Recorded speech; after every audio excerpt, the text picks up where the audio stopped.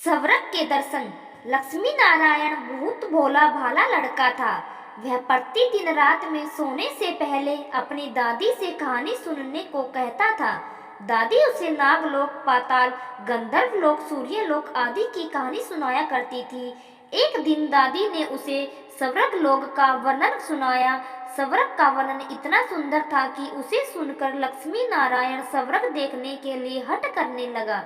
दादी ने उसे बहुत समझाया कि मनुष्य सवरक नहीं देख सकता, किंतु लक्ष्मी नारायण रोने लगा।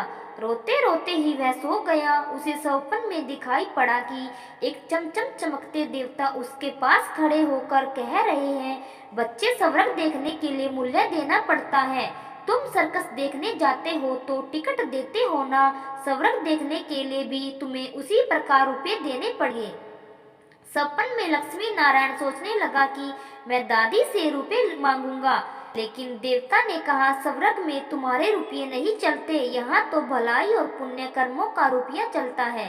अच्छा, तुम यह डिबिया अपने पास रखो। जब तुम कोई अच्छा काम करोगे तो 1 रुपया इसमें आ जाएगा, और जब कोई बुरा काम करोगे तो 1 रुपया इसमें से उड़ जाएगा। जब यह डिबिया भर जाएगी तब तुम सवरक देख सकोगे। जब लक्ष्मी नारायण की नींद टूटी तो उसने अपने सिरहाने सचमुच एक डिबिया देखी। डिबिया लेकर वह बड़ा प्रसन्न हुआ। उस दिन उसकी दादी ने उसे एक पैसा दिया। पैसा लेकर वह घर से निकला। एक रोगी भिखारी उससे पैसे मांगने लगा। लक्ष्मी नारायण भिखारी को बिना पैसे दिए भाग जाना चाहता था। इतने में उसने अपने अध्यापक को सामने से आते देखा। उसके अध्यापक उधार लड़कों की बहुत प्रशंसा किया करते थे। उन्हें देखकर लक्ष्मी नारायण ने भिखारी को पैसे दे दिया। अध्यापक ने उसकी पीठ ठोकी और प्रशंसा की। घर लौटकर लक्ष्मी नारायण ने वह डिबिया खोली, किंतु वह खाली पड़ी थी। इस बात से लक्ष्मी नारायण को बहुत दुख हुआ। वह रोते रोते सो गया। सपने में उसे वही देवता फिर दिखाई पड़े और बोले, तुमने अध्यापक से प्रशंसा पाने के लिए पैसा दिया था, सो प्रशंसा मिल गई, अब रोते क्यों हो? किसी लाभ को पाने के लिए ऐसा काम नहीं किया जाता। वह तो व्यापार है, वह पुण्य थोड़े ही है। दूसरे दिन लक्ष्मी नारायण और उसकी दादी ने 2 संतरे खरीदे। उसका साथी मोतीलाल बीमार था। बाजार से लौटते समय वह अपने मित्र को देखने उसके घर चला गया। मोतीलाल को देखने उसके घर वैद्य आए थे। वैद्य जी ने दवा देकर मोतीलाल को मोतीलाल की माता से कहा, इसे संतरे का रस देना। मोतीलाल की माता बहुत गरीब थी। वह रोने लगी और बोली, मैं मजदूरी करके पेट भरती हूँ। इसमें बेटे की बीमारी में कई दिन से काम करने नहीं जा सकी। मेरे पास संतरे खरीदने के लिए एक भी पैसा नहीं है। लक्ष्मी नारायण ने अपने दोनों संतरे मोतीलाल की माँ को दिए। वह लक्ष्मी नारायण को आशीर्वाद देने लगी। घर आकर जब लक्ष्मी नारायण ने अपनी डिबिया खोली तो उसमें 2 रुपये चमक रहे थे। एक दिन लक्ष्मी नारायण खेल में लग गया था। उसकी छोटी बहन वहां आई और उसके खिलौने को उठाने लगी। लक्ष्मी नारायण ने उसे रोका। जब वह नहीं मानी तो उसने उसे पीट दिया। बेचारी लड़की रोने लगी। इस बार जब उसने डिबिया खोली तो देखा कि उसके पहले के इकट्ठे कई रुपये उड़ गए। अब उसे बड़ा पश्चाताप हुआ। उसने आगे कोई बुरा काम न करने का पक्का निश्चय कर लिया। मनुष्य जैसे काम करता है वैसे उसका स्वभाव हो जाता है। जो बुरे काम करता है उसका स्वभाव बुरा हो जाता है। उसे फिर बुरा काम करने में ही आनंद आता है।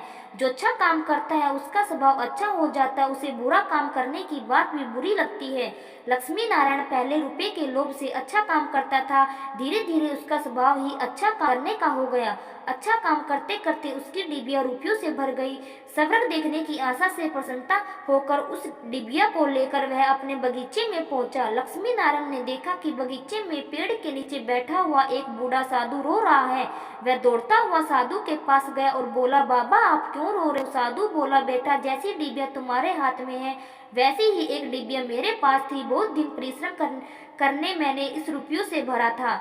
बड़ी आशा थी कि उसके रुपयों से सवरक देखूंगा, किंतु आज गंगा में स्नान करते समय वह डिबिया पानी में गिर गई। लक्ष्मी नारायण ने कहा, बाबा आप रो मत, मेरी डिबिया भी भरी हुई है, आप इसे ले लो। साधु बोला, तुमने इसे बड़ी परिश्रम से भरा है, तुम्हें इसे देने से दुख होगा। लक्ष्मी नारायण ने कहा, मुझे दुख नहीं होगा बाबा, मैं लड़का हूँ, मुझे अभी पता नहीं कितने दिन जीना है। मैं तो ऐसी कई डिबिया रुपये इकट्ठे कर सकता हूँ। आप बूढ़े हो गए हो, आप अब दूसरी डिबिया नहीं कब भर पाओगे, इसलिए आप मेरी डिबिया ले लीजिए।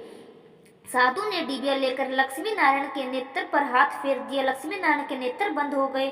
उसे स्वर्ग दिखाई पड़ने लगा। ऐसा सुंदर स्वर्ग की दादी ने स्वर्ग का वर्णन किया था।